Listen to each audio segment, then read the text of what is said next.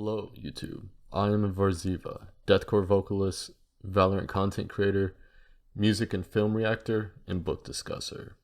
This is my discussion video on Pierce Brown's Iron Gold.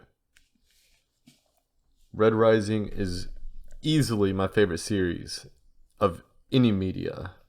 It's better than any TV show, video game, etc., that I've ever come across. It is simply phenomenal. I like it so much that I plan to get The Scar the Peerless actually done. I even looked up where to get it performed. The closest place is in New Jersey, and I live in Kansas, but it is worth it. In addition, my Patreon tiers are based off of roles from the series. They are Knight, Legate, Praetor, and Imperator. Speaking of which, if you would like to check it out, up here or in the description, you get things like full-length film reactions, guaranteed music reactions, etc. I started this video once as I was kind of skimming through the book, reading some of my favorite quotes, and really discussing damn near every event that happens. However, I was only a quarter of the way through, if that, and the video was over an hour long. Obviously, that would not hold viewers' attention, so I am redoing it in a more streamlined method this time. However, I encourage further discussion in the comments. For something like this, I'm almost guaranteed to respond. I mean, I love Red Rising. I've gotten as many people to read it as I could. Granted, not a whole lot, but it is a masterpiece that I would love to talk about with you. It took me about a year to read Red Rising the first time. My friend was telling me over and over again how amazing it was, and I was just caught up in other stuff. I think I was reading I read the Rairo Revelations, which is also super good. Check it out. By Michael J. Sullivan. Best fantasy series I've read. Among other things, such as the Fullmetal Alchemist Brotherhood manga. Also, absolute phenomenal series. Highly recommend it. Once I finally did, he should have, made me read it. It is so good. I push it on people pretty much any chance I get. At the time of filming this, I'm actually about maybe 150 pages into Dark Age. I was going to wait until I made this so that my theorizing wouldn't be influenced by events in Dark Age, but I could not hold off. I don't think it will derail from the experience though. And I've read the original trilogy at least 4 times, I believe.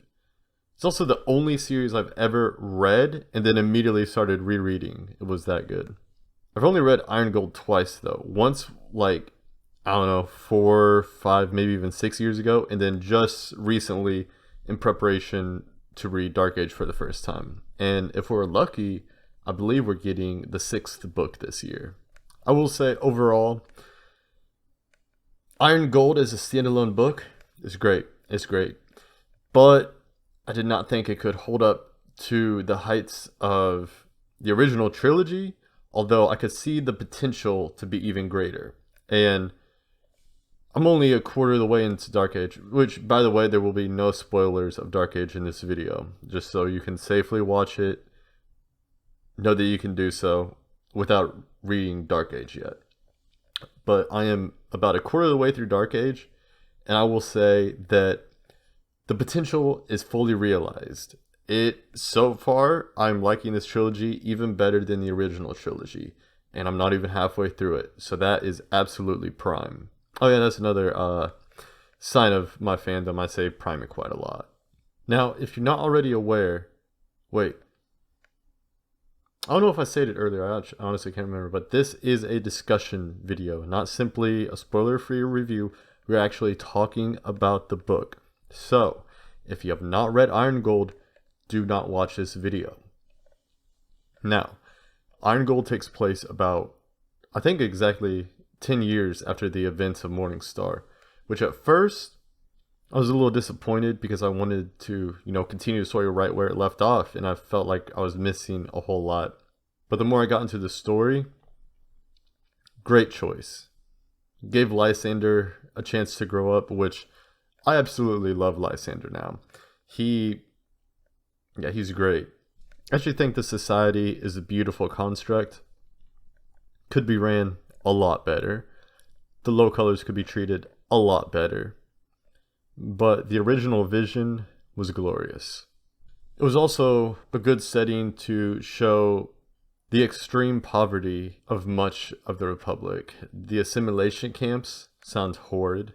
Overpopulation is currently our greatest threat, and it seems as if that is not going to change unless we radically revolutionize agricultural technologies or some other breakthrough to provide more resources for our growing numbers. I'm guessing very shortly after the liberation, everyone had passion for the Rising, though after time, you start to see the costs of disorder. Also, love how the story is told from the perspective of 4 different protagonists, each one being of a different cast. Well, Lysander and Darrow are both golds, but it's Archimperator and Exile. Despite being of the same genus, they live 2 drastically different lives. For now.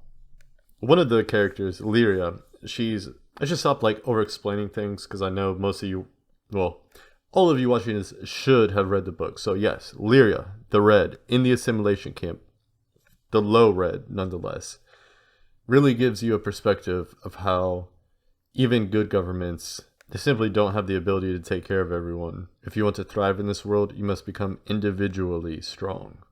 Granted, some simply do not have the opportunity to do so, despite all the sources telling you to do your best, just work hard and it'll be fine. This world is hard and dark, and sometimes that is simply not enough. You must have a certain amount of fortune. It is even so bad for her in the camps that she wishes the liberation had not taken place, that she was back in the mines. And even if they were oppressed, they did have work to do. There was a purpose. Even if the purpose was based on deceit, they were mining helium. Granted, they could just have robotics do that, which I believe is how the Rising is taking it. I don't know, maybe they should have waited to deploy robotics until there was work for everyone. Just that way they could keep the people busy. It was interesting to find out too that the Gammas were consistently the ones winning the laurel. I can't remember if there was mention in the original trilogy that every mine it was the Gammas, but if they had it before, they made that clear now in Iron Gold. Intriguing. Now those Gammas are looked down upon. Not right, but understandable nonetheless. One of the earliest events in the book is she sees her younger brother butchered in front of her, which Red Rising has never shied away from gritty, realistic violence, but if I remember right, he was eviscerated even, which is tragic. And then, if that weren't enough, the whole rest of her family, except her younger nephew, end up being slaughtered in the same incident. The Republic did come to save them, but they weren't quick enough to save the majority. Following this incident, she is taken into the service of Cavexod Telemanus. I don't think I've ever said that out loud before. Telemanus. How do you pronounce it? I like this turn, as Cavex and his family are some of my favorite characters, and this gave us a chance to see a more personable side of him. Most of his interactions with Darrow, I guess he has more personality than most golds, but he is softer with Illyria. Also, the event that I'm talking about was perpetrated by the Red Hand, which is a fanatical red faction led by Harmony, the one that used to be Dancer's partner. Her rage is so extreme that she has become a butcher. Really nice that Ephraim is a character. I love golds. I love military in general. And so not only do we get one of them as a protagonist, but the fiance of Trig, which, in case you forget, is the twin brother of Holiday, who died in the opening events of Morningstar. He has dealt with tremendous pain throughout his life. loss of love, betrayal, the hardship of a lifetime of war. He goes so far as to take a drug that dulls his emotions. If you've been through a lot like that, can't really blame him. He lived through traumatic events such as experiencing his fellow legionaries being skinned alive. And on top of that, the one to do the skinning was pardoned. I wonder how important someone must be to be pardoned after skinning alive members of your government's force. He persistently pushes away those who try and show him love, but as someone who has personally experienced the pattern of either losing those close to you or being betrayed by them, I understand. So, Ephraim is a master thief. He even manages to steal I forget the exact term, the sword of the light bearer or the bringer of light or something, but the sword of Silenia Saloon in the midst of a very high security museum. So, impressive work.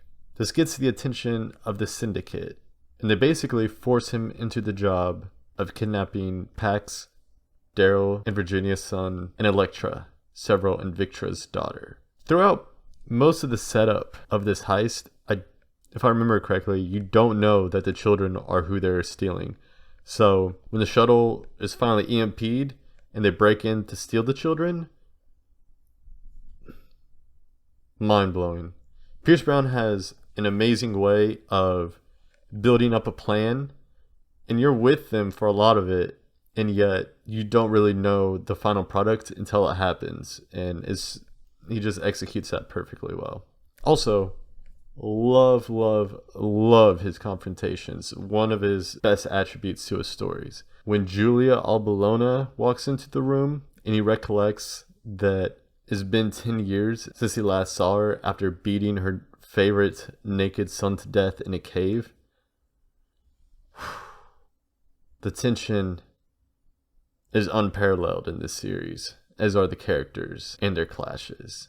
I will say I agree with Darrow's decision to keep the emissaries from the Senate. He knew what was going on, and he did what had to be done. It is a good example of how sometimes democracy fails. The scene where Wolfgar, at the behest of Virginia, comes to arrest Darrow, such a good scene. I love how even a few of the wardens turn on their own in their fervor for Darrow. This is also the first time that we get to meet Apollonius of Valley-Wrath. We met the other two brothers, granted the one only briefly at the end of Morningstar, but this is our first encounter with the Minotaur, which personally I really like. Obviously, he's evil and cruel and blah blah blah blah blah blah. Seeing enough of this world will turn anyone dark. No one will look after you like you look after yourself. Plus, he's a musician. Respect that. I really like how Cassius took Lysander under his wing to teach him, well, I'm guessing Lysander probably had some training with a razor even at such the young age he was at the end of the first trilogy, but obviously Cassius would have sparred and fine-tuned him. He even gave him the razor that belonged to Brutus, I want to say.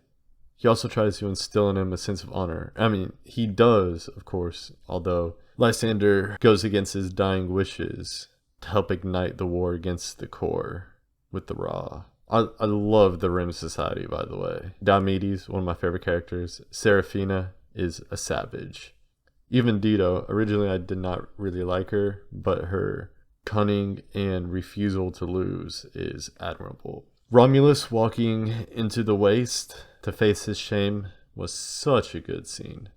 It reminded me of The Last Samurai, which, if you haven't seen it, watch it. It's a phenomenal movie. So, Darrow enlists Apollonius' help to get them onto Venus, to the Ash Lord.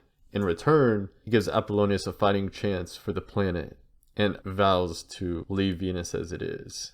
I forget the fine points of the plan, but I do not believe he believed that his rule would last if it even solidified in the first place. However, at the end, you find out that the Ash Lord that they sacrificed so much to get to is not in fact the one in control of the Ash Legions. Command is passed down to Atalantia after the Ash Lord was poisoned from prison by Apollonius. No matter where you are, money talks. I am surprised that they let Apollonius go, considering he knew the plan would ultimately be all for naught and did not say anything. I loved the scenes with the Syndicate. So sinister. Having the Duke be a pink was a nice touch. Seeing his psychotic breakdown with the children was enlightening. Also a very nice touch that I'm not really sure exactly, they didn't state it clearly, but I believe we are to believe that he was actually just a front. The real Duke of Hands was Gorgo, was that his name? His obsidian bodyguard. At the end, Several goes back to the Republic to help find their children, while Darrow rejoins his fleet to continue the fight, which I respect that. That must have been an agonizing decision, yet I do believe he made the right one. It would be too much to lose a child, but if the war is lost, there are innumerable children just like yours that will also be lost. Oh, two other new characters that I love are Rona and Alexander. Alexander is a paragon of majesty. Well, he can't be arrogant, but he's good enough to get away with it. Rona is a tough little red, Darrow's niece, who has been trained and augmented to operate a Drachenjäger, which is a mech 40 meters tall. Despite being a little red, she becomes a full metal god in war. We don't get to see her in action in Iron Gold, but I'm hopeful that we shall. She is so committed to the cause that she stowed away on Darrow's ship against the wishes of both her father and Darrow. I believe she will play a needed role before this is all done. Those two are Darrow's Lancers as well. Pup 1, Alexander, and Pup 2, Rona. I will say, the ship that Ephraim stole to get away with Pax and Elektra just being shut off, or no, it was overridden, wasn't it? And he set off explosives, which knocked it from flight. I think that was the biggest cliffhanger of the 4 protagonists. I do really love that Lysander has decided to make allies with the core. Not that I like everyone in the core, but I'm kind of rooting for the society, I must admit. Not their atrociousness. They need someone like Lysander or Diomedes at his head. What if at the end of all this, they all come together with a government in between the society and democracy? And Lyra gets injected with something. I don't know if she's dead or just paralyzed or what. But House Barca sent an assailant after her. Thraxa is another new Prime character. I can't remember if she was mentioned at all in the original trilogy, but I think she's the eldest, or maybe Daxo is. Either way, I do believe she's older than Pax would be, and she has a biotic arm. Very nice. Cassius's duels at the end of his life, that was one of the most glorious scenes I've ever come across. I love when he says, "My name is Cassius Abellona, and my honor remains." So good. I actually question if he's actually dead, because you don't see him die, and you don't see his body either.